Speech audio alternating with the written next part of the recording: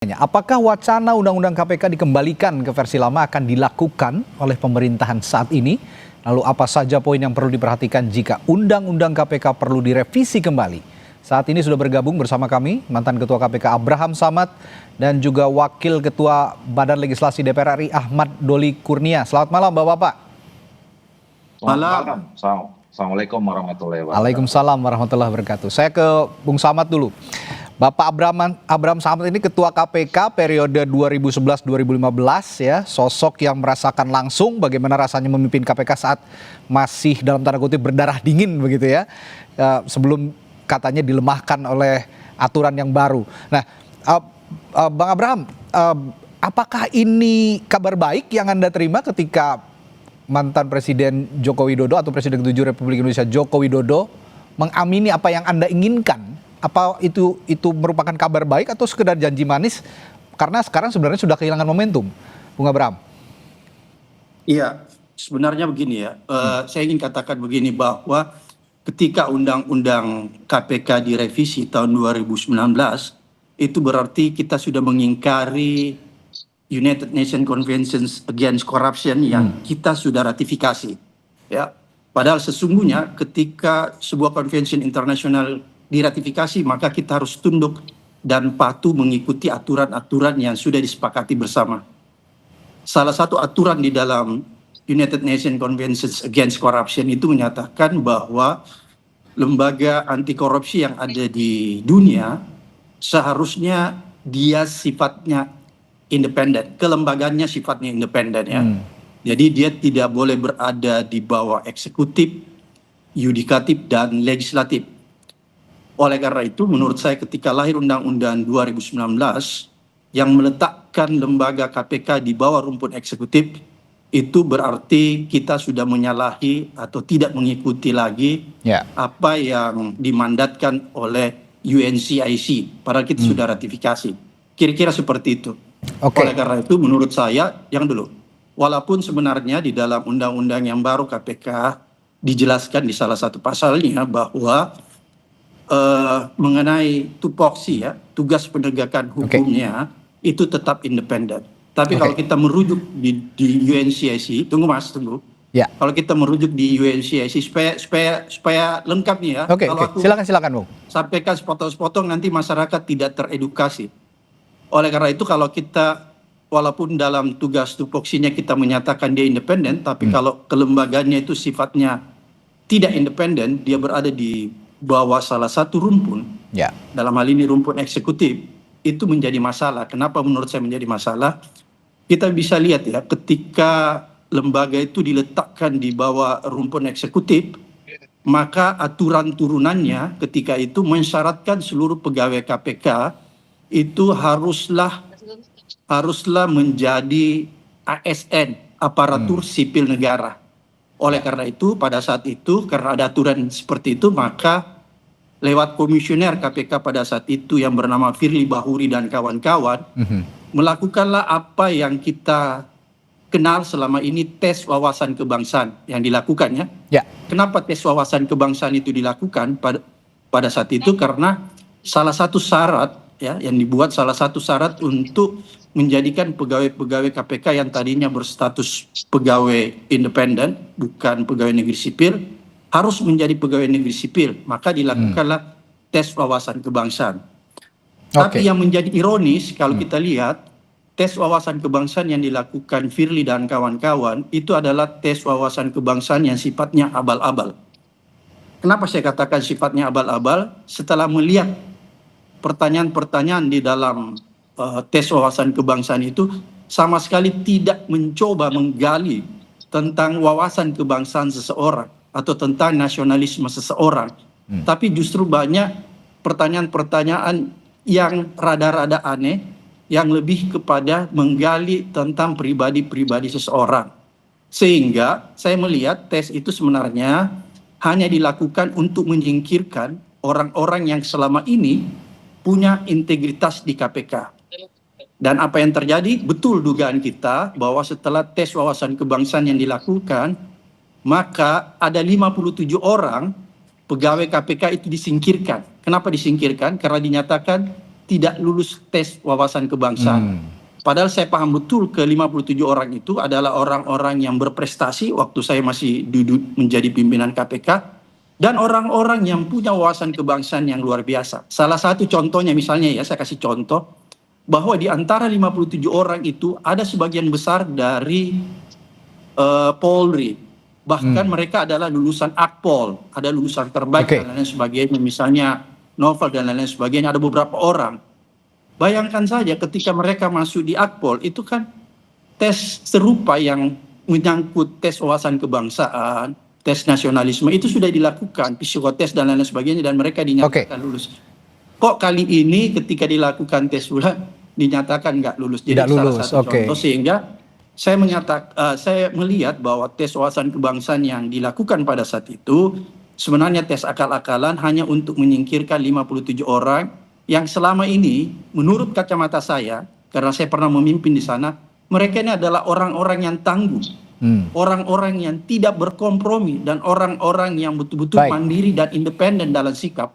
Kira-kira seperti itu. Oleh karena itulah kemarin pada saat saya berjumpa dengan Presiden Prabowo, saya menyampaikan hal ini, bahwa kalau kita ingin mengembalikan marwah kelembagaan KPK, maka kita harus kembali ke undang-undang lama. Karena salah satu yang memperburuk IPK kita, indeks persepsi korupsi kita ini kan terjun bebas. Dari 37 menjadi 34. Itu salah satu bukti bahwa ada masalah sebenarnya. Oleh karena itu, kalau kita ingin mengembalikan pemberantasan korupsi seperti dulu, punya semangat dan punya hasil, bisa memperbaiki indeks persepsi korupsi kita, salah satunya memperbaiki kelembagaan KPK. Salah satunya, bukan satu-satunya. Kira-kira seperti itu. Nah, salah satu indikator yang Anda sebutkan tadi juga akan dibicarakan tentu saja nanti di DPR. Apakah diamini oleh DPR? Kita malam hari ini juga ada balik dari DPR, Bung Ahmad Doli Kurnia. Bung Doli, kalau apa yang Anda simak dari Bung Abraham Samad tadi, bahwa banyak sekali korban yang muncul, dalam tanda kutip korban yang muncul dari undang-undang revisi undang-undang KPK yang baru ini. Nah, sehingga diminta dikembalikan ke yang lama untuk menjaga marwah KPK. Mantan Presiden Jokowi juga sudah mengatakan ini juga sudah memberi lampu hijau gitu ya. Apa DPR punya nyali untuk bergerak cepat kira-kira untuk kembali mengembalikan undang-undang KPK ke versi yang lama? Iya, saya kira pemerintah itu ada bagian komunikasi semua seluruh Bank Indonesia. Nah, apalagi sama-sama tahu di dalam kepemimpinan Presiden Prabowo ini, isu kerugian transaksi ini sudah berkali baik pada sebelum sebagai presiden, terus kemudian pada sudah presiden Bung Doli, mohon maaf, suara Anda terputus-putus, sepertinya sambungannya kurang baik. Ya, Bung Doli. Halo, tes. Ya, masih terputus-putus. Mungkin ya sambungan sepertinya menyambung dengan sambungan koneksi WiFi mungkin ya, karena WiFi-nya masih belum optimal. Nah, oke, baik, silakan dilanjutkan. Bung Doli. Halo. Iya, saya kira isu transaksi adalah bagian dari semua komitmen untuk memerangi korupsi. Nah, dan kita sama-sama mengetahui, apalagi periode ini sudah berkali pada dari presiden itu berkali sampaikan, kemudian sudah jadi presiden tapi belum diselesaikan. Apalagi jadi presiden itu banyak teman belum baik untuk kita sama-sama mengeksekusi. Nah, untuk itu semua saya kira memang kita membutuhkan ekosistem yang betul-betul mendukung tentang baik kita semua seperti itu. Nah, salah satu untuk bagaimana memperkuat institusi-institusi yang kita harapkan untuk bisa di depan memberantas korupsi termasuk dalamnya. Nah, saya tidak punya pretensi kemudian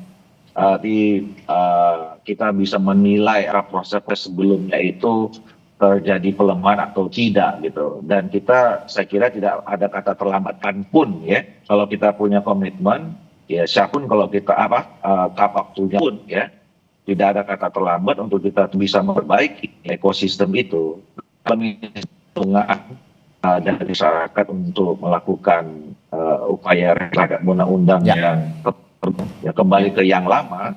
Saya kira dalam rangka tadi untuk tetap kita berkomitmen memberantas korupsi, saya kira kita dukung gitu. Nah, nanti kita bicara secara rinci mana hal-hal yang memang untuk memperkuat bingkai besarnya, judul besarnya adalah kita semua berkomitmen untuk memberantas korupsi. Nah, untuk itu perlu dihukum, suatu itu termasuk institusi dikait. Ya, Bung Doli, ini beberapa pihak, mungkin termasuk Bung Abraham Samad, menganggap bahwa DPR juga dalam tanda kutip ya punya dosa untuk merevisi Undang-Undang KPK yang dianggap publik juga akhirnya melemahkan institusi KPK. Tadi Presiden ke-7 Republik Indonesia mengatakan, Joko Widodo mengatakan bahwa dirinya tidak ikut menandatangan revisi Undang-Undang KPK atau Undang-Undang KPK yang baru ini. Itu hanya inisiatif DPR dan ditangani oleh DPR. Saya ingin juga Anda yang duduk juga di DPR di periode sebelumnya pada saat Pak Jokowi menjabat presiden juga ingin menjelaskan bagaimana ini bisa akhirnya menjadi undang-undang dan tanpa ditandatangani oleh presiden. Tapi jangan dijawab dulu Bung Doli, saya akan tanyakan itu hal-hal itu setelah jeda di Sapa Indonesia Malam sesaat lagi. Tetaplah bersama kami. Ya, sebelum kami lanjutkan saya harus informasikan Wakil Ketua Balik DPR RI Ahmad Doli Kurnia yang tadi sudah bergabung dengan kita untuk berbincang malam hari ini sepertinya harus ada urgent untuk meninggalkan perbincangan kita malam hari ini karena harus menjalani perjalanan udara. Dan tadi Bung Doli mengatakan bahwa kalau berbicara soal pelemahan itu agak harus dijelaskan lebih detail karena agar supaya tidak subjektif bicaranya begitu. Dan juga tadi saya sedikit menyimak Bung Doli mengatakan bahwa kalau memang ini sudah menjadi aspirasi publik yang cukup kuat dan masuk ke DPR, di meja DPR ya kita akan bahas dan tidak menutupi kemungkinan untuk juga ikut dikembalikan ke revisi undang-undang yang lama sepanjang itu bisa menguatkan KPK. Tapi pertanyaan saya sedikit menyinggung juga soal tadi Bung Samad, dosa DPR karena Pak Jokowi Presiden ke-7 Republik Indonesia mengatakan bahwa saya tidak menandatangani itu inisiatif DPR. Anda sepaham dengan apa yang dianggap oleh publik bahwa ini adalah dosa DPR atau sebenarnya dosa kolektif DPR dan pemerintah, Bung Samad? Sebenarnya kalau kita lihat ini dosa kolektif ya. Kolektif ya? Iya. Jadi saya heran juga kok ada saling tuding menuding ya. Ya. Padahal menurut saya ini dosa kolektif, nggak mungkin lah cuman sekedar DPR kan. Kalau misalnya tidak ada sinyal dari pemerintah pada saat itu untuk melakukan revisi. Jadi saya pikir mungkin dalam konteks ini ada pihak-pihak tertentu yang ingin mencuci tangan, kira-kira gitu ya, cuci tangan. Agar bisa terlihat di publik bahwa dia tetap concern dan berpihak kepada agenda pemberantasan korupsi. Padahal sesungguhnya itu adalah bagian dari pencitraan, kira-kira seperti itu. Oleh karena itu sebenarnya kalau kita mau jujur ya, ketika undang-undang KPK itu menjadi bermasalah, maka seharusnya memang pada saat ini yang paling terpenting ada kemauan yang kuat dari DPR dan pemerintah untuk segera mengembalikan. Ya, kita bisa menggunakan Perpu untuk mengembalikan ke undang-undang lama. Karena kalau undang-undang KPK tahun 2019 seperti sekarang ini tetap dipertahankan, maka saya tidak yakin bahwa KPK itu marwahnya bisa kembali seperti dulu. Artinya apa? Saya tidak yakin KPK itu bisa melakukan pemberantasan korupsi seperti dulu lagi. Dan ini menjadi salah satu faktor menurunnya indeks persepsi korupsi kita. Ya, walaupun sebenarnya kalau kita lihat penegak hukum yang melakukan pengusutan terhadap kasus korupsi kan bukan cuma KPK, ada polisi, ada kejaksaan. Tapi boleh dikatakan bahwa setelah undang-undang itu direvisi dan KPK menjadi lemah, kan kita bisa lihat sekarang KPK nggak berdaya. Misalnya melakukan OTT yang menurut saya itu kelas tria. Ya, kenapa ya, receh begitu ya? Ya, receh gitu ya, dibandingkan misalnya dengan kejaksaan ya. Kemudian timbul pertanyaan kenapa KPK bisa sampai setidak berdaya itu? Ya kalau menurut saya karena undang-undangnya sudah direvisi sehingga sifat independensinya, kemudian kewenangan-kewenangannya sudah dipreteli atau diamputasi.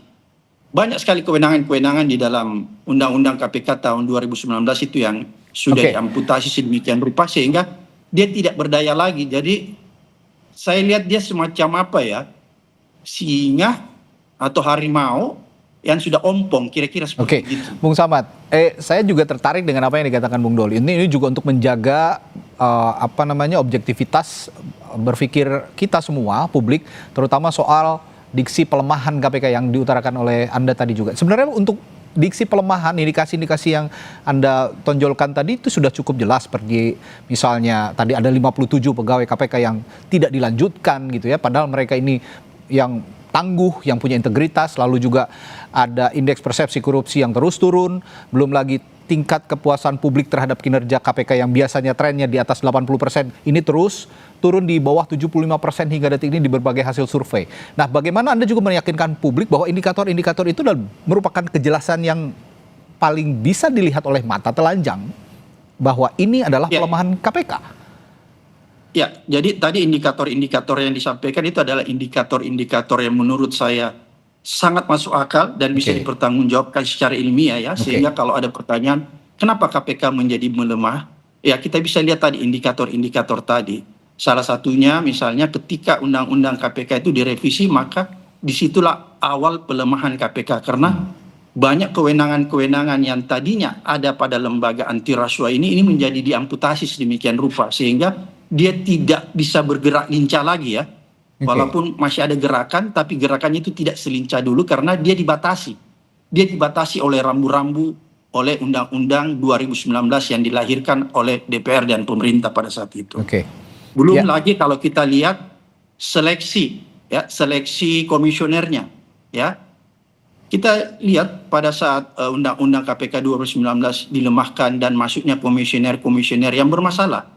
Ya, dan ini terkonfirmasi setelah mereka di dalam ya, misalnya Firly, Lili, itu kan semua bermasalah kan secara hukum. Jadi bukan omon-omon, bukan fitnah, tapi kan itu masalah karena seperti sekarang Firly masih status tersangka, Lili menerima gratifikasi nonton Formula One dan lain-lain sebagainya, dan masih banyak lagi komisioner KPK yang sebenarnya juga tanda petik bermasalah. Dan ingat, pada saat mereka di pansel dulu diseleksi, sebenarnya masyarakat sipil dan masyarakat luas sudah memasukkan keberatan-keberatan terhadap orang-orang yang tadi saya sebutkan, tapi toh DPR dengan gigi, dengan semangat 45 tetap meloloskan komisioner-komisioner yang bermasalah ini. Oleh karena itu sebenarnya kita bisa pertanyakan ini ada apa setelah undang-undangnya direvisi, diperlemah, kok dimasukkan lagi komisioner-komisioner yang tidak tangguh, yang tidak punya integritas. Jadi ini ada semacam grand skenario ya,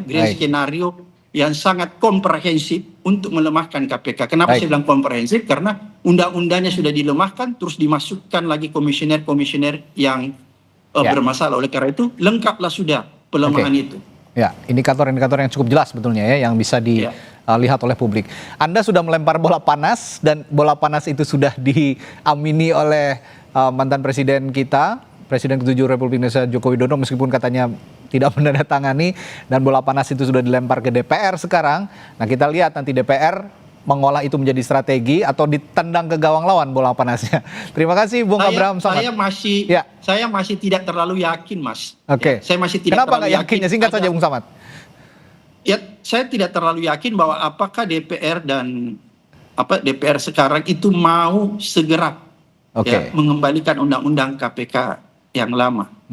Karena melihat konfigurasi politik dan tensi politik yang sangat fluktuatif, sehingga saya belum terlalu yakin, walaupun saya tetap berdoa agar supaya orang-orang di Senayan itu diberikan hidayah.